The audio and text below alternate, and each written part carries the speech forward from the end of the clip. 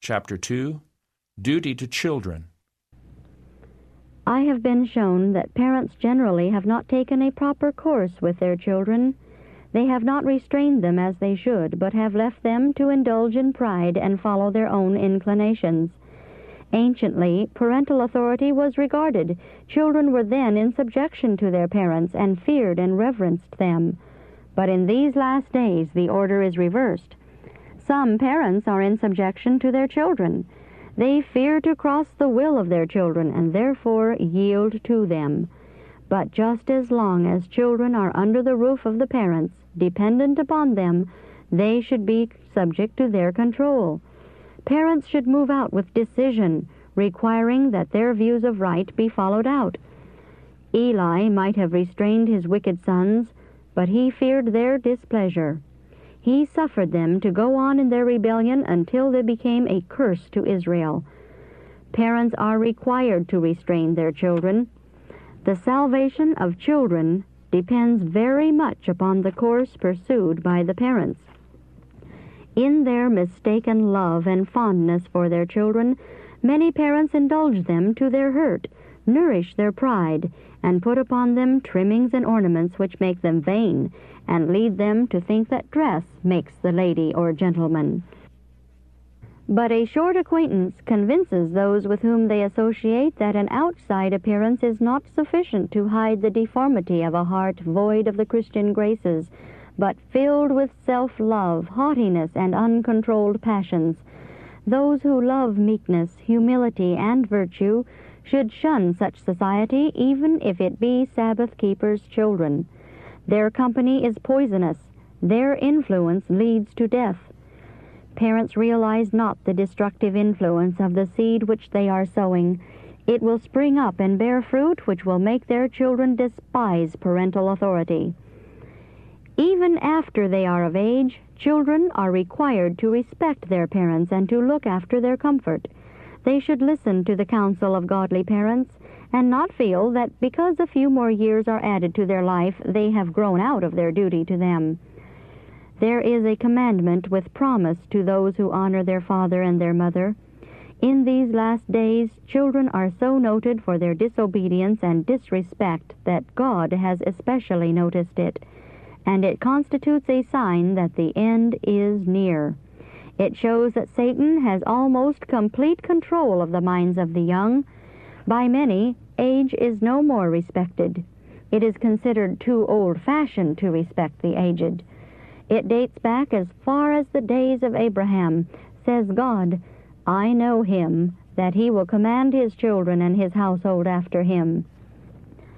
Anciently, children were not permitted to marry without the consent of their parents. Parents chose for their children. It was considered a crime for children to contract marriage upon their own responsibility. The matter was first laid before the parents, and they were to consider whether the person to be brought into close relation to them was worthy, and whether the parties could provide for a family. It was considered by them of the greatest importance that they, the worshippers of the true God, should not intermarry with an idolatrous people, lest their families be led away from God. Even after children were married, they were under the most solemn obligation to their parents. Their judgment was not then considered sufficient without the counsel of the parents, and they were required to respect and obey their wishes unless these should conflict with the requirements of God. Again, I was directed to the condition of the young in these last days. Children are not controlled. Parents, you should commence your first lesson of discipline when your children are babes in your arms. Teach them to yield their will to yours. This can be done by bearing an even hand and manifesting firmness. Parents should have perfect control over their own spirits, and with mildness and yet firmness bend the will of the child until it shall expect nothing else but to yield to their wishes. Parents do not commence in season. The first manifestation of temper is not subdued, and the children grow stubborn, which increases with their growth and strengthens with their strength. Some children, as they grow older, think it a matter of course that they must have their own way, and that their parents must submit to their wishes. They expect their parents to wait upon them. They are impatient of restraint, and when old enough to be a help to their parents, they do not bear the burdens they should.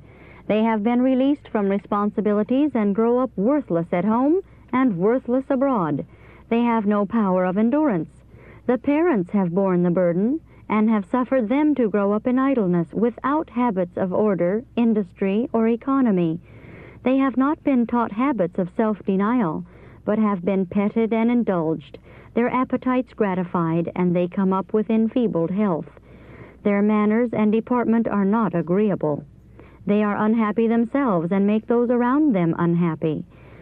And while the children are but children still, while they need to be disciplined, they are allowed to go out in company and mingle with the society of the young, and one has a corrupting influence over another.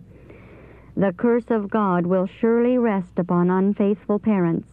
Not only are they planting thorns which will wound them here, but they must meet their own unfaithfulness when the judgment shall sit. Many children will rise up in judgment and condemn their parents for not restraining them, and charge upon them their destruction.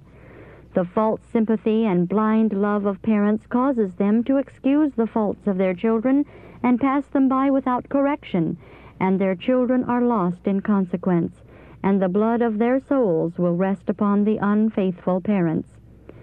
Children who are thus brought up undisciplined have everything to learn when they profess to be Christ's followers. Their whole religious experience is affected by their bringing up in childhood. The same self-will often appears. There is the same lack of self-denial, the same impatience under reproof, the same love of self and unwillingness to seek counsel of others or to be influenced by others' judgment, the same indolence, shunning of burdens, lack of bearing responsibilities. All this is seen in their relation to the church. It is possible for such to overcome, but how hard the battle, how severe the conflict, how hard to pass through the course of thorough discipline which is necessary for them to reach the elevation of Christian character. Yet if they overcome at last, they will be permitted to see before they are translated how near the precipice of eternal destruction they came because of the lack of right training in youth, the failure to learn submission in childhood.